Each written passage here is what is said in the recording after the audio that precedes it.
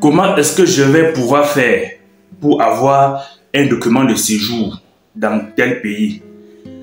Quels sont les éléments à fournir pour avoir un titre de séjour dans tel pays? Qu'est-ce qu'il faut faire pour avoir un document de séjour permanent dans tel pays?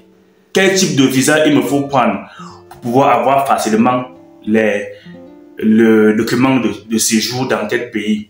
Une fois que j'ai pris le visa, une fois sur place, qu'est-ce qu'il faut que je fasse pour avoir un document de séjour dans ce pays? Voilà autant de questions qu'il faut se poser d'abord en premier avant de préparer un voyage. Mes frères, mes sœurs, nous qui avions déjà eu à voyager pour aller dans un pays extérieur, on a eu des soucis, on a eu des problèmes. Moi, j'ai eu des problèmes, j'ai eu des soucis. Et j'espère que mes frères et sœurs, ceux qui vont tomber sur cette vidéo, ça va les aider à ne pas commettre les mêmes erreurs que moi et certains de mes frères ont commis. Donc, si tu as un projet de voyage, ne te pose pas d'abord la question de savoir où je vais dormir, qu'est-ce que je vais manger. Pose-toi d'abord la question de savoir comment je vais faire pour être à jour. Comment je vais faire pour avoir mes documents dans ce pays. Voilà la question qu'il faut se poser d'abord avant de préparer son voyage. C'est très important. Je vous parle par expérience. Alors, bonjour, moi c'est Gabriel. Pour ceux qui tombent pour la première fois sur mes vidéos, abonnez-vous, likez et partagez. Et pour ceux qui connaissent déjà qui je suis, qui ont déjà eu à voir mes vidéos, qui sont déjà abonnés, merci encore pour vos soutiens, pour vos commentaires et pour vos partages. Voilà, on a commencé une aventure ensemble. Ça fait déjà deux semaines et poussières. Et on a commencé par une histoire des bondas. Je me suis arrêté la dernière fois au niveau où, en janvier 2023, au niveau où ma vie a basculé complètement en Turquie. Et je ne saurais continuer sans toutefois faire cette petite vidéo Storytime pour au moins sensibiliser nos jeunes frères et sœurs qui veulent quitter leur pays et aller dans les pays étrangers. Vous savez, beaucoup de pays changent leurs lois. Beaucoup de pays changent leurs lois chaque année.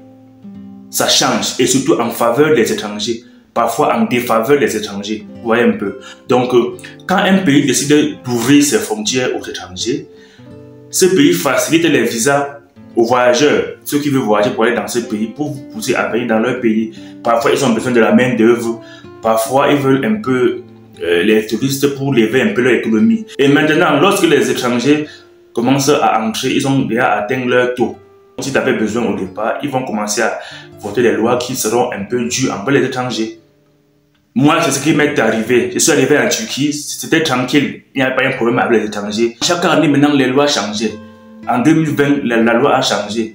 En 2021, après la pandémie, la loi a changé. En 2022, la loi a changé. Et moi, j'ai pris ça à la légère. Vous voyez un peu, on dit souvent qu'il faut chercher à aller vers les anciens, prendre les conseils. J'ai été victime de ça. J'ai fait la police immigratoire. Et tous ceux qui sont dehors en liberté dans le pays en question se disent que bon, ok, comme on attrape les gens, on envoie dans les camps. Dans les camps d'immigrés, là-bas c'est très tranquille, vous êtes à l'aise. Jamais. C'est la torture. Vous n'avez pas de téléphone, on ne vous nourrit même pas bien. On met les produits dans votre repas pour vous fatiguer, pour vous endormir, pour que vous ne soyez pas agité, parce que les conditions de vie là-bas ne sont pas humaines. Vous voyez un peu, c'est l'enfer. Et il faut avoir un mental solide pour pouvoir traverser les étapes que moi j'ai traversées. Il faut avoir un but fort dans la tête pour pouvoir traverser ce que moi j'ai traversé. Et si j'avais su que ça devait être comme ça, je devais au moins me rapprocher. C'était une première fois. Me rapprocher vers les grands frères pour qu'ils puissent me conseiller comment faire pour ne pas tomber dans l'irrégularité, pour avoir mes papiers. C'est là où j'ai compris que jeunes frères, jeunes sœurs, croyez-moi, quand vous voulez aller dans un pays, cherchez d'abord à savoir quel type de visa il faut prendre. Comment est-ce que tu vas faire pour avoir le document de séjour dans ce pays? Parce que c'est très important. Et ça te bloque. Imagine un peu, tu quittes chez toi pour aller dehors travailler, mais tu es obligé de fuir la police. De fuir, de marcher comme un bandit, de fuir. Parfois tu pars travailler, on t'arrête, on t'enferme. Voilà un peu. Et maintenant, ceux qui ont eu à vivre ça, laissez-moi ça en commentaire. On va ensemble sensibiliser nos jeunes frères. qui veulent voyager, qui veulent aller dans les pays étrangers. Parce que le plus important dans un pays étranger, ce n'est pas forcément de savoir là où tu vas dormir ou pas que ce soit. C'est d'abord d'être en règle dans ce pays. C'est d'avoir ces documents. Parce que ça bloque. Tu sors de ton pays pour aller travailler, pour réussir, mais tu es obligé de fuir la police. Tu es obligé de fuir pour qu'on ne t'attrape pas. Et pour ça, tu ne peux pas chercher l'argent facilement. Tu ne peux pas travailler normalement parce que tu es d'abord sorti pour te chercher et tu es bloqué. Donc, j'ai vécu, on peut dire, une maltraitance très grave en Turquie, dans les camps d'immigrés. Dis-moi un peu ceux qui sont passés par, je sais que parmi nous, nos frères qui sont en Europe, beaucoup sont passés par les camps d'immigrés, je ne sais pas, dans les pays de l'Europe. Dites-moi en commentaire comment ça se passe là-bas, donnez-moi les conditions, comment ça se passe là-bas, si c'est tranquille ou bien si c'est compliqué. Parce que pour la Turquie, ce n'est pas un camp d'immigrés, c'est une prison pour les étrangers. Mes frères et sœurs,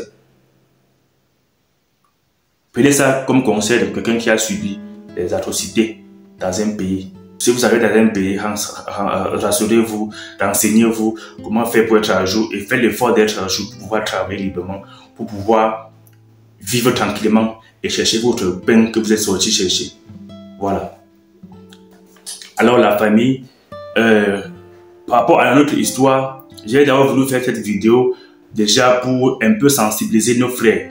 Parce que par rapport à mon vécu, pour que ça puisse les aider pour leur voyage futur. S'ils ont un projet de voyager, ça va les aider s'ils tombent sur cette vidéo.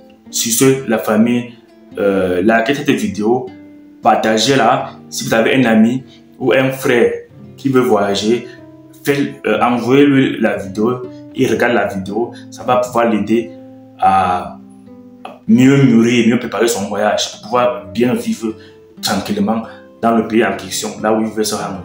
Sur ce, merci encore pour vos likes, pour vos partages et on se prend dans la prochaine vidéo.